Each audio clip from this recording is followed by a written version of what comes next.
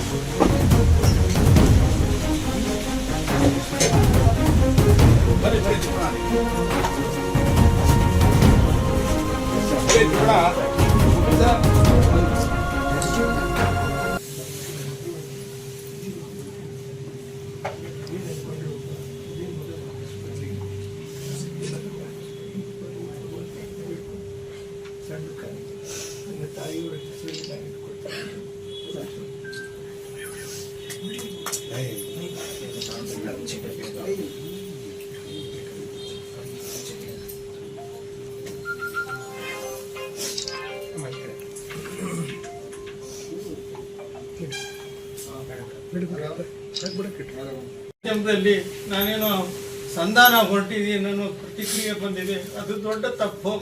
ನಾವು ಅದ್ರ ಥರ ಎಂತೂ ಯೋಚನೆ ಮಾಡಿಲ್ಲ. ಆದರೆ ನಾವು ಯಾರಿಗೂ ಕೆಟ್ಟದ್ದು ಬಯಸೋದಿಲ್ಲ, ಅಷ್ಟಂತೂ ನಿಜ. ನಾವು ಸರ್ಕಾರ ಕಾನೂನು ಏನಾಗುತ್ತೆ ಅದಕ್ಕೆ ನಾವು ಭದ್ರಾಗಿರ್ತೀವಿ. ನಮ್ಮ ಮಗನಿಗೆ ನ್ಯಾಯ ಸಿಗಬೇಕು. ಅವ್ನು ನಂದು ನಾನು ಎಷ್ಟು ಕಿಚ್ಚಾಡಿದಾನೆ ನೋವಾಡಿದಾನೆ ಅದನ್ನು ಕರಳು ನಮ್ಮ ಕಿತ್ತು ಬರ್ತಾ ಇದೆ. ಆ ಒಂದು ದೃಷ್ಟಿಯಲ್ಲಿ ನಾವು ಎಲ್ಲರಿಗೂ ನಿಮ್ಗೆಲ್ಲರಿಗೂ ಮನವಿ ಮಾಡ್ಕೊಳ್ಳೋದಂದರೆ ಆ ರೀತಿ ಸುದ್ದಿಗಳನ್ನು ಹಬ್ಬಿಸ್ಬಿಡ್ರಿ. ನಾವು ನಿಜವಾಗ್ಲೂ ಭಾಳ ನೊಂದ್ಕೊಂಡಿದ್ದೀವಿ. ನಮ್ಮ ಮನೆತನ ಕೊಲ್ಯಾಪ್ಸ್ ಆಗಿದೆ. ನನ್ನ ತಾಯಿಗೆ ನೋಡ್ರಿ 98 ವರ್ಷ, ಅವ್ರಿಗೆ ಬೆಡ್ ಸೋರಾಗಿದೆ. ದಿನ ನೋಡ್ಕೊಂತಿದ್ದ, ದಿನ ಆಂಟಿಬಯೋಟಿಕ್ಕು ಬ್ಯಾಂಡೇಜ್ ಎಲ್ಲ ಮಾಡಿಸ್ತಾ ಇದ್ದ.